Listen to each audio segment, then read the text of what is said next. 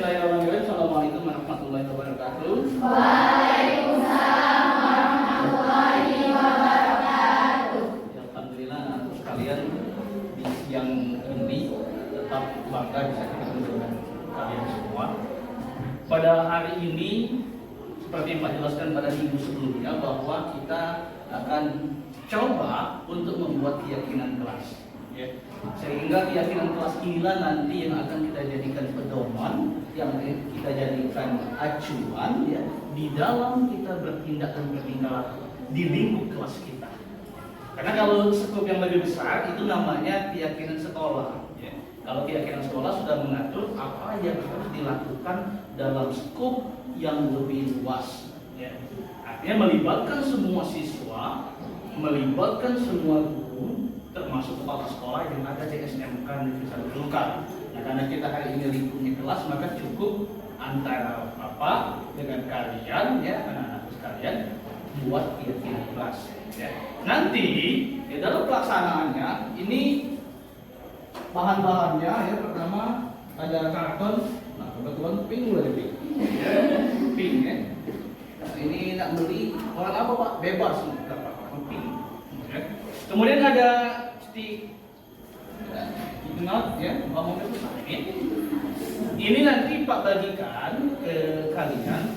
Setiap siswa nanti silakan tulis satu stick note ini satu keyakinan kelas. Kalau lebih bagaimana Pak? Boleh 2 karena ini 100 ya, nanti boleh ya. Nggak semakin banyak boleh saja ya. Sebanyak mungkin ya. Ini nanti akan kita atau kalian nanti akan tempel pada karton yang Pak siapkan ya. Setelah itu baru kita nanti klasifikasikan pengelompokan. Setelah mengelompokkan nanti akan kita tulis di karton satunya lagi ya, ada berapa item ya, atau berapa komponen yang akan kita jadikan keyakinan kelas yang kemudian nanti itulah dinamakan dengan nilai kebajikan di kelas 12 UTKT 2. Harus komitmen nantinya ya. Kalau sudah menuliskan, sudah diyakini, di bawah karton nanti akan ada nama kalian, tanda tangan berita acara kesepakatan bersama-sama ya. Karena begitu ya. Jadi bukan hanya Pak, kamu juga tanda tangan di bawahnya sebanyak siswa yang ada di kelas ini. Sehingga harapannya ke depan nanti tidak ada lagi terjadi seperti 3 siswa di kelas samping. Nggak ada di kelas ini, kelas samping. Ya, paham ya? Ini Pak bagikan, ya. Bisa dibantu? Nah, begitu. Ya, kalau pada nempel ini, buka. Nah, kamu yang buka ya.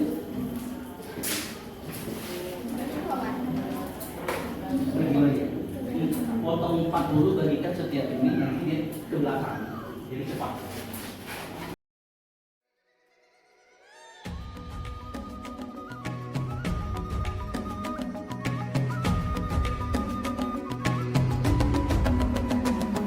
Dan bukalah matamu, saatnya meraih mimpimu.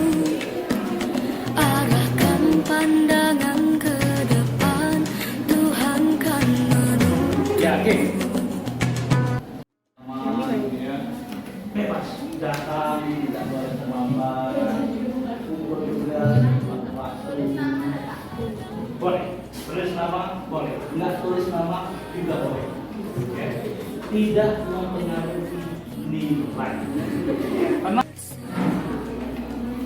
Ya silakan. Nanti kalau sudah bagi yang sudah tempelkan di sini. Bagi yang sudah tempelkan, ini sudah tempelkan. Nanti baru kita klasifikasikan, kita kelompokkan berdasarkan jenisnya. Ya. Sudah itu baru kita tulis itu nanti kita tempelkan di sudut kelas mana, ya tulis rapi-rapi. Nanti di bawahnya kalian tanda tangan satunya. Ya silakan. Singkirkan egomu, oh kawan, demi negeri ini.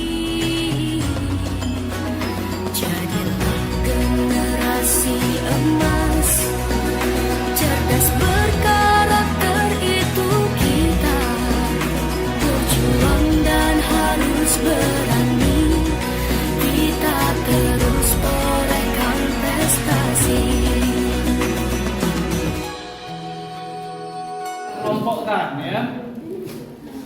Ini kita kelompokkan berdasarkan jenisnya ya. Kalau seandainya kesemuan ini ternyata sama semua, berarti satu keyakinan kelas kita. Ya sama. Jadi kalau macam-macam berarti banyak, nanti kita tuangkan di karton yang satunya lagi. Ini kita lihat. Nah ini nggak ada semua namanya ya, cuma ada kelompok.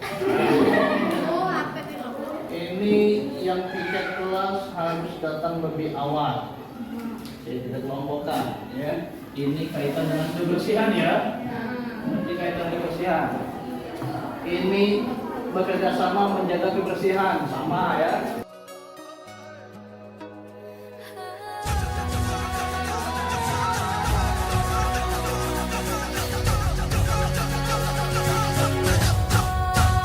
Kita belajar Pancasila, kita bernafas dalam sila-sila. Kita belajar Pancasila, ayo kita jaga untuk Indonesia. Ya. Nah, ini sudah kita kelompokkan ya dari sekian banyak siswa yang ada di kelas ini. Maka nanti akan kita tuangkan ke dalam keyakinan kelas kita secara garis besar ada 4. Ya. 4 inilah nanti yang akan kita jadikan sebagai keyakinan kelas, dan itulah nilai-nilai kebajikan yang mesti kita terapkan di dalam kelas ini. Ketika nanti anak-anak sekalian sudah tanda tangan di bawahnya semua, ya, maka kita komitmen tidak ada lagi yang melanggar keyakinan kelas kita. Ya. Ini sudah kita buat bersama-sama. Nanti kita tempel di sudut kelas kita dokumentasikan, kita foto, termasuk pada saat anak-anakku tanda tangan nanti kita videokan satu persatu supaya jelas. Ya. Nah, boleh dibuat ya. Sembari kita rumuskan kata-kata. Maka kita sepakat anak-anak sekalian, yang pertama ini nilai kebajikannya ini menjaga kebersihan di lingkungan kelas. Ya. Di lingkungan kelas atau di dalam dan di luar kelas. Lingkungan aja ya. Berarti menjaga, kalimatnya kalau keyakinan berarti kami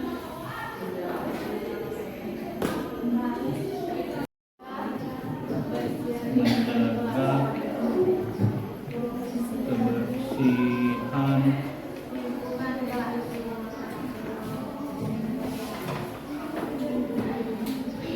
kelas ya. Yang kedua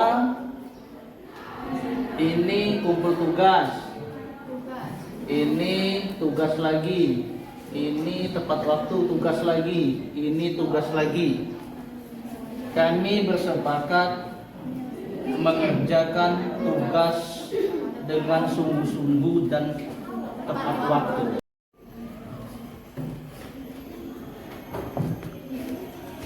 Belajar Pancasila, kita bernafas dalam sila-silanya. Kita belajar Pancasila, ayo kita jaga untuk Indonesia.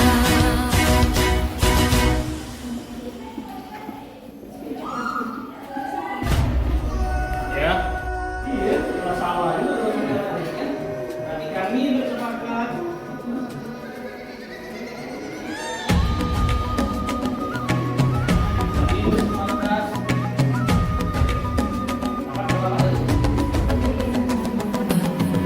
Bukalah matamu, saatnya meraih mimpimu.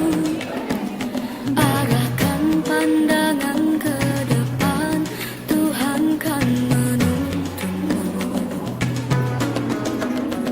Sadarilah masa berganti, tantangan kan kita hadapi. Bergandeng tangan untuk negeri, era kita menanti berseri. Kita jalan. Ya, ini menunjukkan kesepakatan kita terhadap 4 nilai kebajikan yang kita jadikan keyakinan kelas kita bersama. Mudah-mudahan ini nanti akan menjadi acuan kita dalam bertindak dan berperilaku. Ya.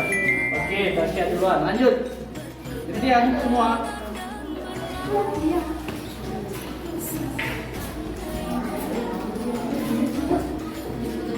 Ya, langsung. Ya. Kalau ada 2 pena nggak apa-apa, nggak mesti sudah satu-satu. Langsung tangan, supaya cepat kita. Nah, silakan langsung. Nah itu nggak apa langsung. Oh, tangan. Ya. Nggak mesti di sini, di sudut sini juga boleh. Silakan langsung, nggak apa-apa. Ya, rame-rame juga nggak apa-apa. Di sini juga boleh, nggak usah urutannya.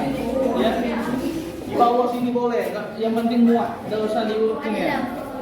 Nah, langsung. Ya, boleh langsung. Nah, yang ada pena biasa pun nggak apa-apa. Agak besar kan, nggak apa-apa. Ya, silakan. Ya, silakan. Kita bernafas dalam sila-sila. Kita belajar Pancasila. Ayo kita jaga untuk Indonesia. Kita belajar Pancasila. Kita bernafas dalam sila-sila. Kita belajar Pancasila. Ayo kita jaga untuk Indonesia.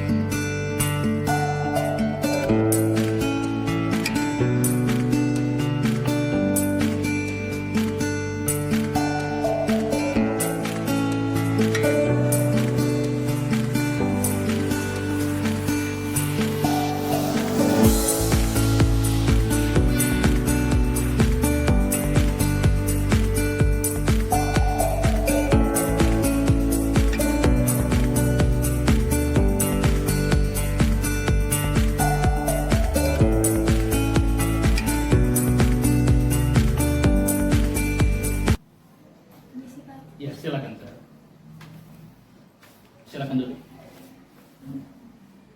Ya, terima kasih Sarah sudah hadir ya memenuhi panggilan Bapak ya.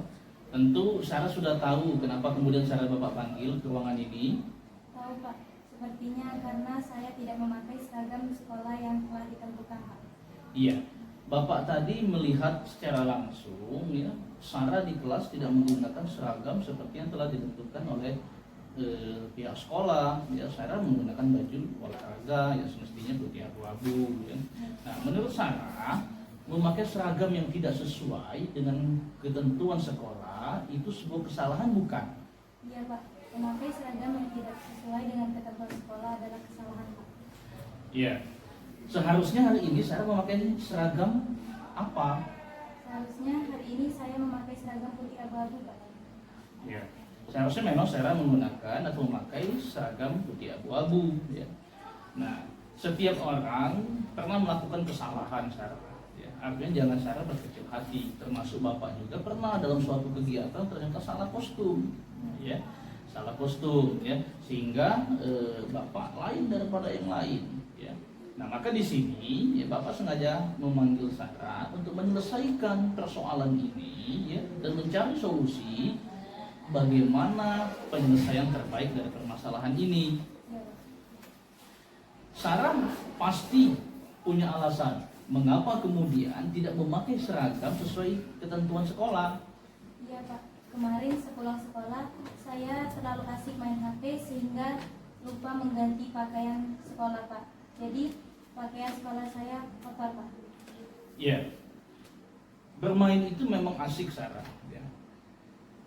Tetapi bermain sampai lupa waktu dan tidak melepas seragam sekolah, mengganti seragam sekolah sepulang dari sekolah, ya, itu akan merugikan kamu sendiri. Nah, ini akibatnya ya, seragam sekolah menjadi kotor sehingga tidak bisa dipakai yang semestinya hari ini masih menggunakan seragam tersebut. Ya. Nah, jadi apakah Sarah masih ingat dengan keyakinan kelas yang pernah kita buat di awal semester yang lalu? Iya masih Pak. Ya, kalau memang masih ingat, coba Sarah sebutkan. Salah satunya disiplin dalam memakai seragam sekolah Pak. Ya, jadi Sarah, ya, menurut Sarah, apakah keyakinan kelas itu perlu untuk dilakukan, nak? Iya perlu Pak. Ya, apa yang akan Sarah lakukan supaya bisa melaksanakan keyakinan kelas tersebut dengan baik, nak? Saya tidak akan bermain sampai lupa waktu dan setelah pulang sekolah saya akan segera mengganti seragam agar tidak kotor, agar tidak melanggar kembali keyakinan kelas Pak. Ya, itu Sarah sudah mengetahui ya apa yang akan dilakukan ya dan apa yang harus dilakukan sehingga memang tidak mengulangi lagi dan melanggar keyakinan kelas. Bapak harap Sarah tidak mengulangi kembali. Bapak harap Sarah bisa lebih baik setelah ini karena Bapak yakin Sarah pasti bisa berbuat dan bertingkah laku jauh lebih baik dan lebih baik lagi setelah ini. Terima kasih Sarah ya. Ya.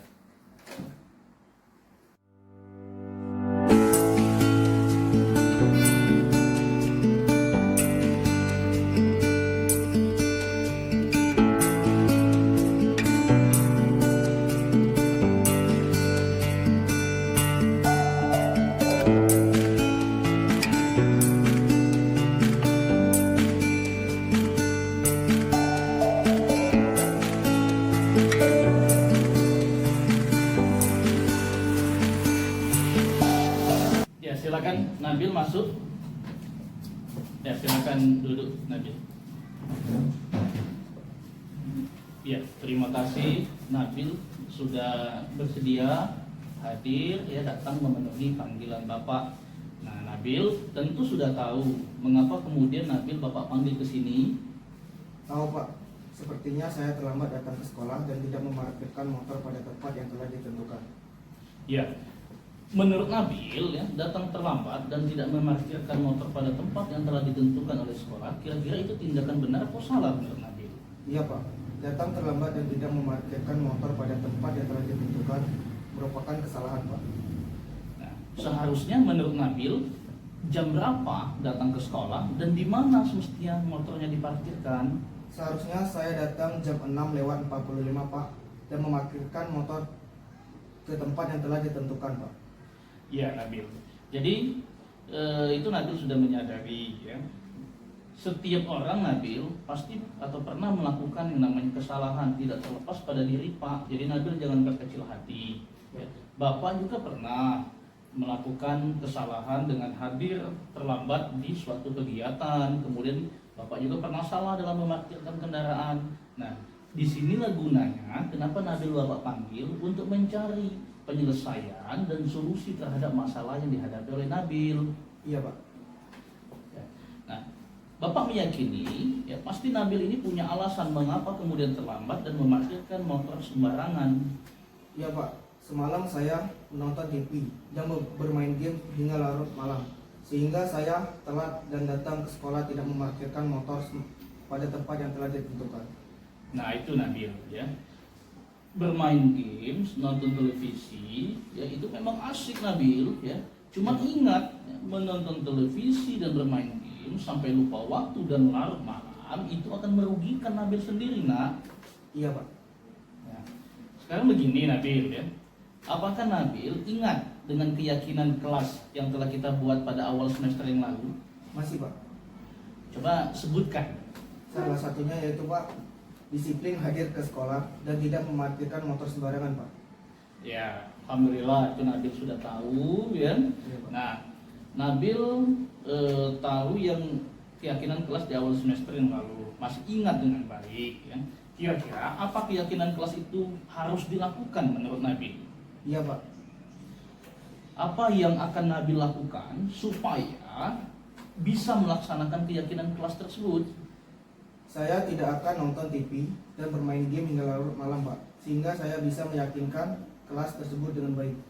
Ya, jadi jangan diulangi lagi ya Nabil, sehingga memang bisa melaksanakan keyakinan kelas tersebut dengan baik. Nah, Bapak yakin dan percaya Nabil tidak akan mengulangi kembali, dan Bapak yakin dan percaya Nabil pasti bisa untuk berbuat lebih baik lagi. Iya Pak.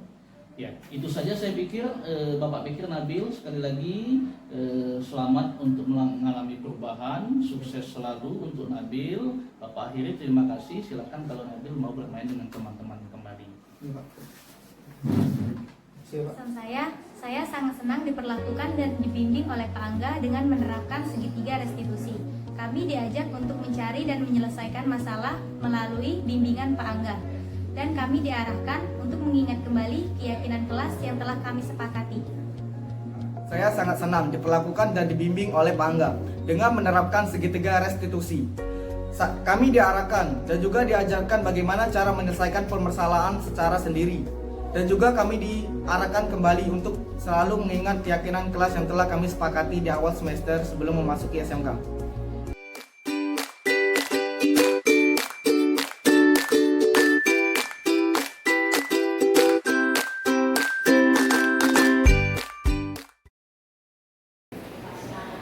Assalamualaikum warahmatullahi wabarakatuh. Selamat sore dan salam sejahtera untuk kita semua.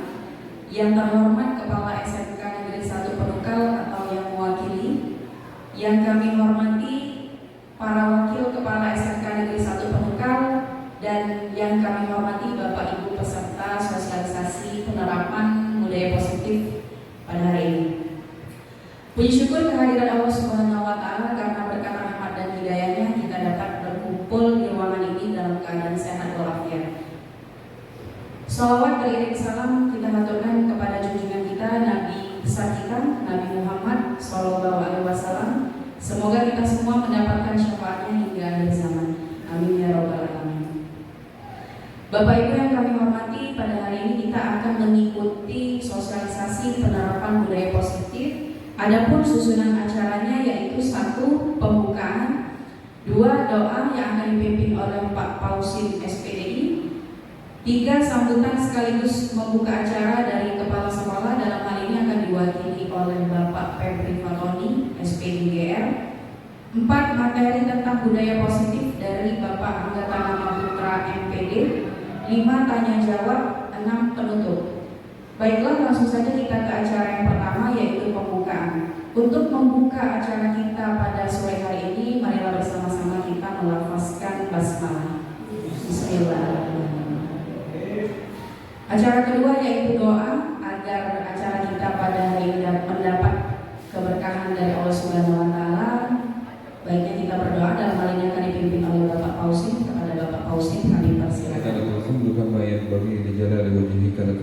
عظيم سلطانك سبحانك لا نحصي ثناء عليك كما أثنيت على نفسك لك الحمد حتى ترضى اللهم صل وسلم على سيدنا محمد صلاة تنجينا بحمد جميع الأحوال والآفات وتقضي لنا بحمد جميع الحاجات وتطهرنا بحمد جميع الشعائر وترفعنا بالتقوى. Yang saya hormati Bapak Ibu Wakil Kepala Sekolah SMK Negeri 1 Menungkal, Bapak Ibu Guru yang sempat hadir pada kesempatan yang Bapak Kepala Sekolah, ada kegiatan yang tidak bisa ditinggalkan sehingga Bapak Kepala Sekolah memberikan mandat kepada kegiatan sosialisasi penerapan budaya positif di SMK Negeri 1 Menungkal ini merupakan salah satu tugas, yaitu ataupun mudah-mudahan dalam kegiatan sosialisasi penerapan budaya positif ini kita bisa mengambil ilmu atau manfaat sehingga bisa kita terapkan dan di satu penungkal bisa berjalan dengan baik. Tentu dalam kesempatan yang baik ini ada dua hal yang bisa kami sampaikan lancar sehingga selesai sampai akhir dalam program guru penggerak ini. Amin ya rabbal alamin. Penerapan budaya positif di SMK Negeri 1 Penungkal ini dengan melapaskan basmalah. Bismillahirrahmanirrahim. Demikian dari kami. Kami ucapkan Assalamualaikum warahmatullahi wabarakatuh. Acara selanjutnya yaitu acara inti penyampaian materi tentang budaya positif yang akan disampaikan oleh Bapak Angga Tanama Putra MPD. Kepada Bapak Angga kami persilakan. Bismillahirrahmanirrahim. Assalamualaikum warahmatullahi wabarakatuh. Alhamdulillah, alhamdulillah, sallallahu alaihi wasallam wa ala alihi wasallam. Pertama tentu kami ucapkan terima kasih banyak kepada pihak SMK Negeri 1 Penungkal, dalam hal ini Bapak Kepala Sekolah yang mensupport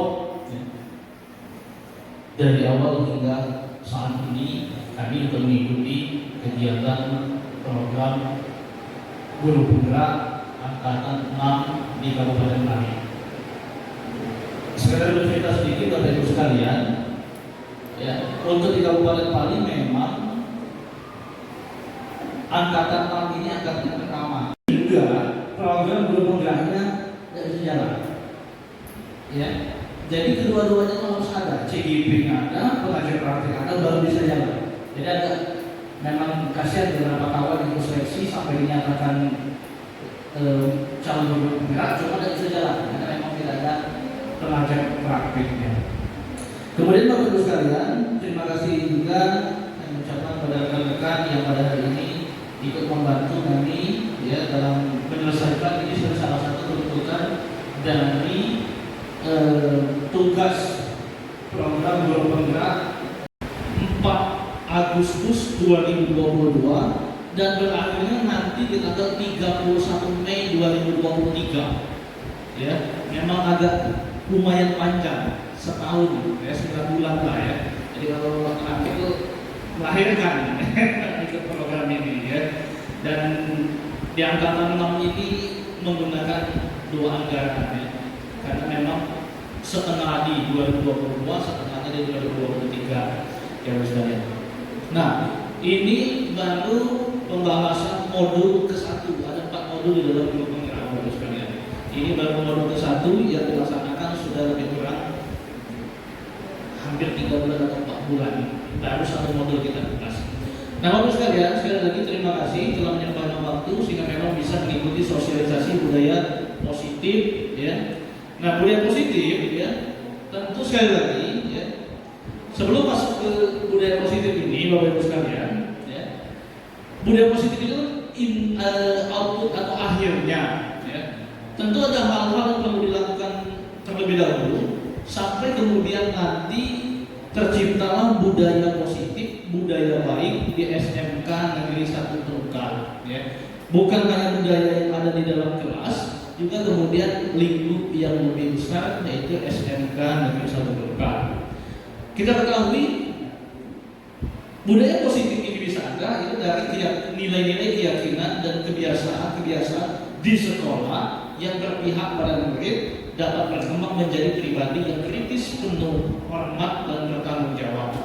Nah, berpihak pada murid ini, Bapak Ibu sekalian, kalau seandainya kita mengajar, ya, memang sebenarnya kita dituntut profil belajar siswa. Ketika 3 hal itu kita pahami, maka selesai atau bisa kita diagnostik, bisa kita ketahui, oh ini siswa ini, baik dari gaya belajarnya maupun dari latar belakang keluarganya, sehingga nanti kita bisa mengenalkan, oh ternyata model belajar atau model pembelajaran ini yang tepat untuk siswa di kelas tersebut. Ya. Nah, berpihak pada murid, Bapak sekalian, memang kalau Ki Majer Dewantara yang mengatakan kita memberikan pengajaran buat siswa itu harus sesuai kodratnya. Kodrat di sini ada kodrat alam dan kodrat zamannya. Maka kita ikuti bagaimana kebiasaan siswa tersebut di lingkungan alamnya, keluarganya, dan juga kita harus menyesuaikan dengan perkembangan kemajuan teknologi yang ada pada saat ini. Ya, nah jadi ini, jadi ada nilai-nilai keyakinan, ya, dan kebiasaan kita nanti menjadi bagus sekalian. Kita ambil contoh perbandingannya dengan hidup tumbuh-tumbuhan seorang petani. Dalam hakikatnya sama kewajibannya dengan seorang pendidik yang menanam padi misalnya. Hanya dapat menuntun tumbuhnya padi, ia dapat memperbaiki kondisi tanah, memelihara tanaman padi, memberikan pupuk dan air, membasmi ulang dan jamur-jamur yang mengganggu hidup tanaman padi dan lain sebagainya. Kalau ini kita analogikan dengan peserta didik kita, dengan siswa kita, Bapak sekalian, sebenarnya guru itu sebenarnya hanya bisa menuntun dan mengarahkan. Ya, kita siswa itu sudah punya dasar masing-masing, ya. Maka sebenarnya siswa itu bukanlah kertas kosong. Dalam teori mau minta dengan paksa, ya. Semakin dipaksa oleh Al-Quran, maka semakin kuat saya mempertahankannya. Ya. Semakin dipaksa, semakin kuat saya mempertahankannya. Tapi dengan bujukan, dengan rayuan, dengan arahan, maka bisa saja saya mau melepaskan dan berbagi dengan Pak Kami. Ya. Ada siswa sebenarnya, ya, yang bisa mengontrol dirinya itu bukan guru, tetapi siswa itu sendiri. Kenapa selama ini seolah-olah kita mampu mengontrol itu ilusi? Karena sebagian siswa itu memang menyerahkan dirinya untuk mau dikontrol oleh gurunya. Ketika hatinya tidak mau dikontrol, maka terjadilah berontak. Semakin kita paksa, semakin tidak mau dia. Semakin kita kerasi, semakin melawan dia. Cuma dengan tuntunan, dengan arahan yang baik tadi, maka Bapak sekalian, siswa tersebut bisa saja melembut dan mengikuti. Tapi sejatinya ini bukan guru yang kontrol, tapi siswa tersebut memang menyerahkan dirinya untuk dikontrol oleh guru karena dia yakin dan percaya nyaman terhadap guru tersebut. Ya. Nah, 2, ilusi bahwa kritik dapat membuat orang merasa bersalah, dapat menguatkan karakter. Itu ilusi saja. Banyak orang enggak, Bapak saya. Ya. Jadi kritik itu justru, ya, enggak membuat orang itu merasa bersalah, malah ada dalam hatinya. Ya. Nah ini Bapak sekalian, saya menyampaikan kita sama-sama berusaha menciptakan budaya positif di SMK Negeri Berkah. Ya, karena kami juga belum sepenuhnya katakanlah menerapkan, tapi paling tidak kita sama-sama berbagi. 3, ilmu kita nih, kalau saya ini Bapak Ibu sekalian, ketika fasilitator dengan instruktur nasionalnya menyampaikan langsung terhentak, ya. Terhentak itu karena kebetulan ya kita ini punya anak kecil, ya. Punya anak kecil, maka kita berpikir, oh selama ini kita lakukan terhadap anak itu atau dengan adik itu salah ternyata. Ya. Nah, kita seolah-olah punya hak untuk memaksa dia mengikuti, padahal dalam konsepnya itu bahwa kita bukan memaksa, tapi kita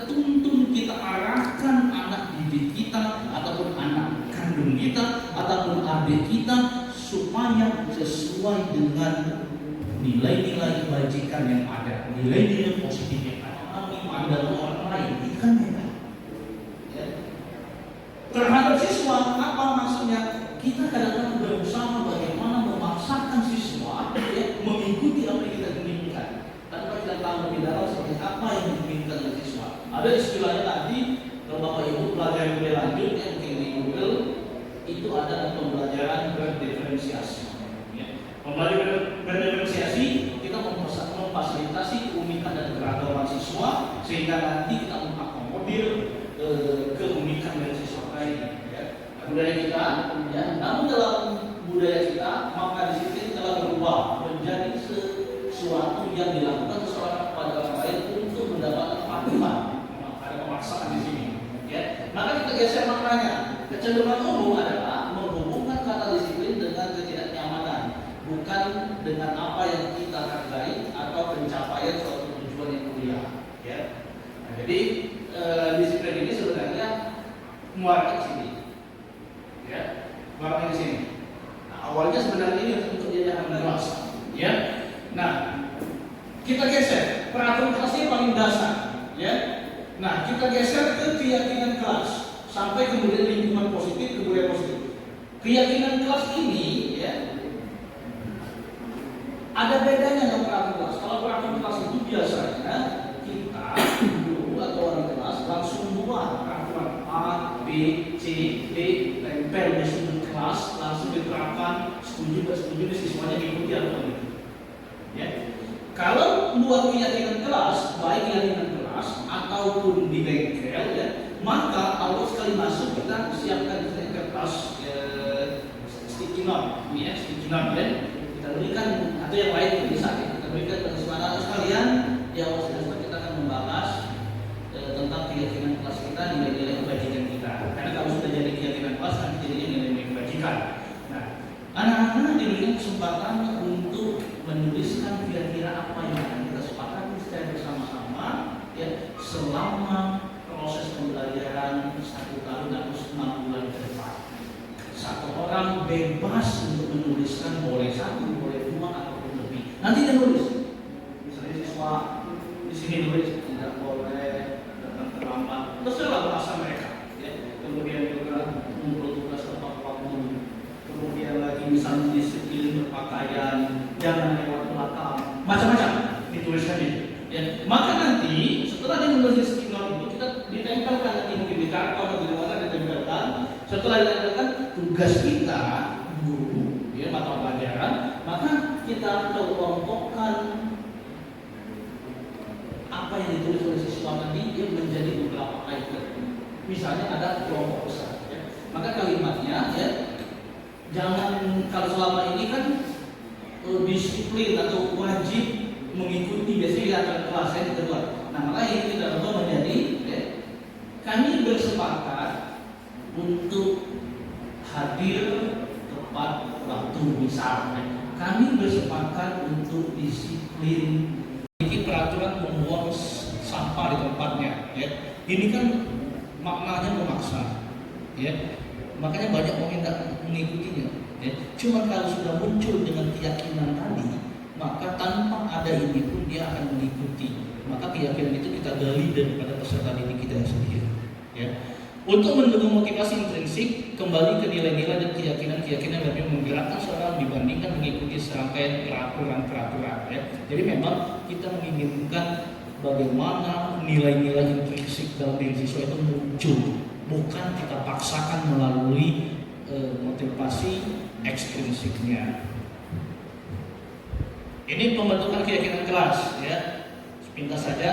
Keyakinan kelas sebaiknya sesuatu yang dapat diterapkan di lingkungan tersebut. Kemudian warga kelas hendaknya berkontribusi dalam membuat keyakinan kelas, kegiatan curah pendapat yang dimasukkan tadi. Jangan langsung ditetapkan oleh biasa membantu. Ini juga ada. Setiap anggota kelas perlu belajar. Setiap anggota kelas sampai macam-macam. Ini keyakinan kelas.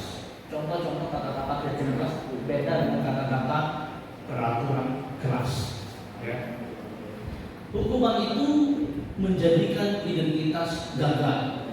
Sementara identitas berhasil atau sukses itu disiplin, itu namanya konsekuensi dan restitusi. Jadi kita nggak berubah pemaknaan dan apa yang disampaikan anaknya tidak atau akan lebih menerima apa yang kita sampaikan. Ya, nah itu. Kemudian sesuatu yang ini hukumannya sesuatu yang menyakitkan, harus terjadi menyakitkan. Ya, ini sesuatu yang harus terjadi. Itu kita klasifikasikan tindakan guru ini, ya, termasuk hukuman atau konsekuensi. Ya, termasuk hukuman atau konsekuensi. Contoh, mencatat 100 kali di dalam buku kalimat saya tidak akan terlambat lagi karena terlambat ke sekolah. Kira-kira Hukuman. Hukuman atau konsekuensi? Hukuman. Oke, hukuman. Ini lari mengelilingi lapangan basket 2 kali karena terlambat habis sekolah. Hukuman. Hukuman. Ini membersihkan coretan yang dibuat di meja tulis. Konsekuensi. Ini murid diminta untuk push up 15 kali karena tidak menggunakan bahan air di meja tulis karena tersenggol pada saat belajar. Kehilangan 10 menit jam istirahat untuk mengerjakan tugas karena terlambat datang dan tertinggal pada 10 menit. Konsekuensi. Duduk di bangku di pinggir lapangan pada jam istirahat, tidak diizinkan bermain oleh guru tiket karena mencederai teman. Waktu diberikan dan tidak ada kaitannya dengan apa yang dia lakukan. Cuma kalau seandainya sudah diberikan, ya, yang berkaitan dengan apa yang dia lakukan, itu jadi konsekuensi. Kita seyogyanya memberikan ke siswa itu konsekuensi. Berkaitan dia, masuk akal. Telat datang 10 menit belajar bahasa Indonesia, tapi disuruh keliling lapangan 20 kali, itu nggak nyambung, itu jadi hukuman. Maka kita geser apa yang kita lakukan itu hanya saja, ya, dari pihak guru yang memberikan dan murid hanya menerima suatu hukuman tanpa diskusi. Ya pokoknya, kalau pokoknya sudah. Hukuman yang diberikan biasanya bersifat fisik atau verbal. Disiplin dengan bentuk sanksi atau konsekuensi sudah terencana atau sudah disepakati. Makanya buat keyakinan kelas tadi. Kalau saya melakukan kesalahan, kita kembalikan. Saya lewatkan saja. Saya ingin di sini. Bapak Ibu sekalian, ternyata penghargaan selama ini atau hadiah atau reward yang kita berikan itu termasuk hukuman. Aku juga baru tahu. Aku pikir selama ini kalau kita jual hadiah, reward dan sebagainya itu bagus. Ternyata itu bagian dari hukuman. Ya. Kenapa? Satu, pengaruh jangka pendek dan jangka panjang. Salam dan bahagia Ibu dan Bapak guru hebat. Untuk membangun budaya sekolah yang positif dengan lingkungan yang aman dan mendukung murid untuk menjadi pribadi yang berdaya, seimbang dan bahagia, salah satu upaya yang dapat dilakukan oleh guru adalah memahami kebutuhan dasar yang mendasari perilaku murid. Pada video kali ini kita akan membahas tentang 5 kebutuhan dasar manusia.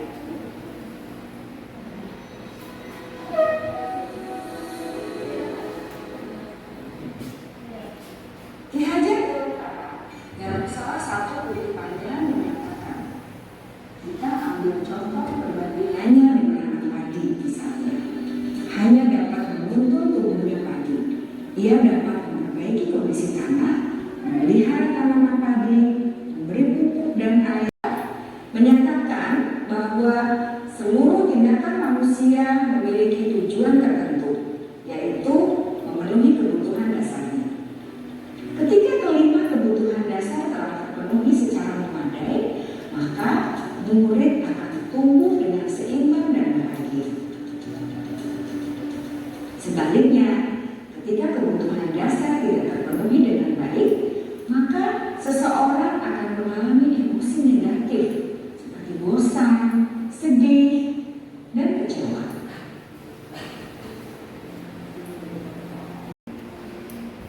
Ada 5 kebutuhan dasar manusia menurut Dr. William Glasser, yaitu yang pertama, kebutuhan untuk bertahan hidup atau survival. Yang kedua, kebutuhan untuk merasa diterima atau love and belonging. Yang ketiga, kebutuhan akan kebebasan atau freedom. Yang keempat, kebutuhan akan kesenangan atau fun. Dan yang kelima, kebutuhan akan kekuasaan atau power. Hidup tanpa rasa senang, kita perlu menjadikannya. Glasser menghubungkan kebutuhan akan kesenangan dengan belajar. Jangan sepelekan kebutuhan murid untuk merasa senang di kelas. Sebagai guru, jangan ragu untuk dengan sengaja memasukkan kegiatan yang menyenangkan dalam kelas. Jika kamu tidak sesuai dengan nilai-nilai kewajiban, maka guru harus mencari tahu alasan yang mendasari tindakan tersebut dan kebutuhan apa yang belum terpenuhi. Melalui percakapan dengan guru dalam pendekatan disiplin positif, Tadi nanti 5 posisi kontrol dengan segitiga restitusi. Nah, 5 posisi kontrol itu harus kalian nanti kita posisikan diri di mana? Apakah kita sebagai penghukum, pembuat rasa bersalah, teman, pemantau atau manajer? Yang paling baik memang posisi kita sebagai manajer. Nah, ini videonya dalam waktu saya jelaskan. Terus kalian ini langsung kita lihat video tentang posisi kontrol.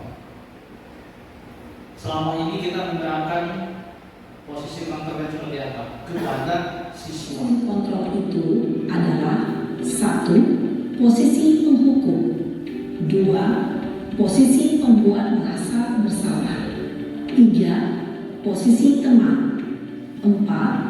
Posisi pemantau atau monitor, dan 5. Posisi manajer. Untuk lebih memahami kelima posisi tersebut, mari kita saksikan kasus Naren yang terlambat hadir 20 menit di sekolah dan melihat bagaimana kelima posisi kontrol dalam menghadapi masalah tersebut.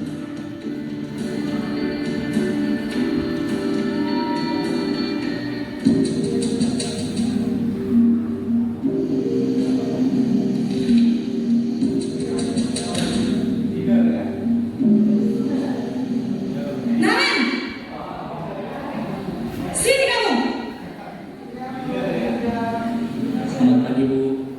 Selalu terlambat. Kamu deh pasti terlambat. Maaf, Bu. Saya Apa? Apa coba? Alasan kamu apa lagi? Kapan sih kamu tidak terlambat? Malas sekali ya kamu jadi anak. saya Dasar pemalas. Gak kapok-kapok sih kamu. Sudah berapa kali terlambat? Sana, kamu keliling lapangan basket 2 kali. kenapa saya harus keliling lapangan basket, Bu? Kenapa? Kamu melawan ibu. Ibu dan bapak guru hebat. Dampak yang terjadi pada murid ketika guru berada pada posisi penghukum adalah murid cenderung akan memberontak, bahkan menyimpan dendam.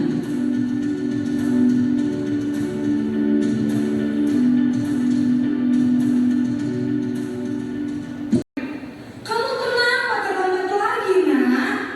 Ya Tuhan, Naren.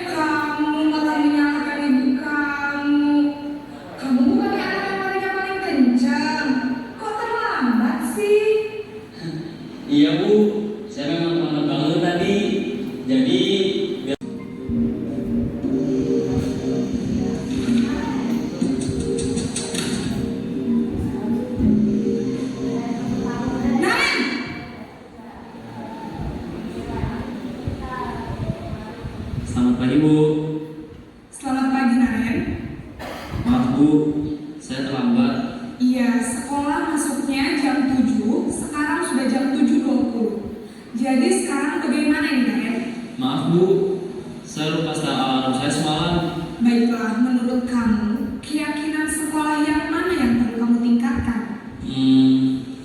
Menghargai diri sendiri dan orang lain mungkin ya Bu. Setuju. Jadi, apakah Naren meyakini prinsip saling menghormati tersebut? Iya Bu, saya meyakininya. Apakah Naren bersedia memperbaiki masalah keterlambatan ini? Bersedia Bu. Bagaimana kamu akan perbaiki masalah keterlambatan ini? Saya akan coba untuk tidak lupa menyetel alarm saya Bu. Baik, kalau Naren lupa menyetel alarm di rumah, ada orang yang kira-kira bisa bantu mengingatkan tidak? Ada Bu, kakak saya, Kak Emma. Ada lagi selain Kak Emma? Selain Kak Emma, Restitusi ini sebenarnya unik, terutama untuk guru piket, BK, dan siswa. Karena memang segitiga restitusi ini sebenarnya bagaimana kita diajarkan untuk menyelesaikan permasalahan kasus siswa, tapi melalui 3 tahapan. Pertama, tahapan dilakukan, ya, bagaimana nanti di dalam segitiga restitusi ini dia menstabilkan identitas, ya. Jadi jangan langsung memvonis siswa itu salah, tapi kita stabilkan dulu identitasnya, kita tenangkan dulu, ya. Baru kemudian kita arahkan nanti itu validasi tindakan mereka yang salah dikaitkan dengan nilai-nilai keyakinan yang telah kita sepakati sebelumnya. Kemudian menanyakan keyakinan kelas, ya. Nah ini baru sekalian kami pikir cukup sampai di sini untuk sosialisasi dan kemudian positif cukup menarik kami sampaikan tadi. Yang memang ini sebenarnya bisa diterapkan, ya, di lingkungan kelas kita dulu internal, dan kemudian menimbulkan atau menciptakan budaya positif di SMK dan bisa dilakukan. Semoga ini sekali lagi menjadi pemantik bagi kita untuk melangkah lebih baik lagi. Terima kasih. Assalamualaikum warahmatullahi wabarakatuh. Bapak Angga atas pemaparan materinya. Acara selanjutnya yaitu tanya jawab. Bagi Bapak Ibu yang ingin bertanya, kami persilakan. Oke, assalamualaikum warahmatullahi wabarakatuh. Di sini saya akan menanyakan bagaimana sebaiknya cara penerapan segitiga restitusi. Terima kasih. Terima kasih pertanyaannya pada Kak Jimmy, ya. Tadi menanyakan bagaimana sebenarnya contoh nyata penerapan daripada segitiga restitusi. Nah saya akan menjawab, ya, pertanyaan dari Pak Jimmy melalui video yang akan diputarkan berikut ini. Ya, kita saksikan. Untuk menutup acara kita pada hari ini, marilah bersama-sama kita melafazkan hamdalah. Alhamdulillahirabbil alamin. Demikian sosialisasi penerapan budaya positif di SMK Negeri 1 Penunggal. Atas perhatian Bapak Ibu saya mengucapkan terima kasih. Apabila ada salah kata kami mohon maaf. Kami akhiri. Wabillahi taufiq wal hidayah. Wassalamualaikum warahmatullahi wabarakatuh. Assalamualaikum. Ya, ini saja sekalian. Terima kasih.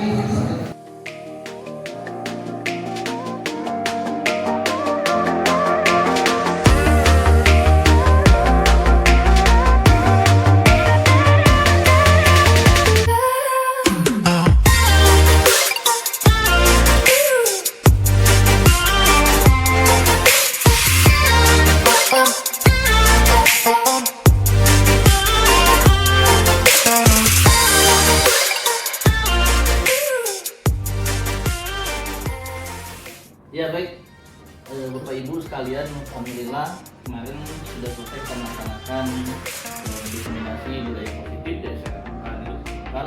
Hari ini kita atau saya akan minta testimoni dari Wakil Kepala Sekolah SMK Lokal Bapak Yuri Paloni DPR. Apa kabarnya Pak? Ya alhamdulillah baik. Dan kemarin kita sudah mengikuti kegiatan diseminasi. Kemudian menurut Bapak dari kegiatan ini kemudian budaya positif yang sudah diterapkan di SMK Negeri Lokal ke depannya seperti apa?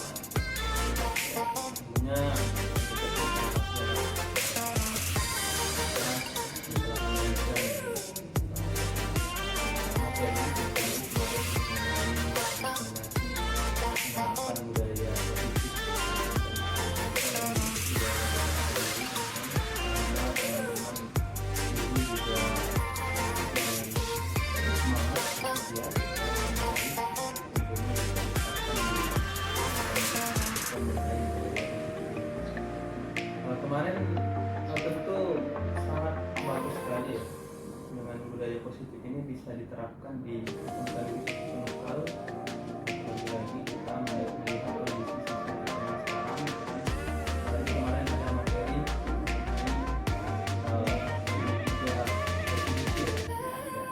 ada beberapa tahap kita menstabilkan kita, kemudian validasi tindakan yang salah, kemudian implementasinya dengan ini bisa menyelesaikan sesuatu yang salah seperti yang terjadi pada permasalahan tadi. Kemudian ada juga yang kemarin mengenai 5 posisi kontrol, itu pada posisi yang bagus sekali, yang pada posisi terakhir yaitu mengenai kita diposisikan sebagai manajer, bagaimana kemudian ke siswa kita tidak harus langsung menyalahkan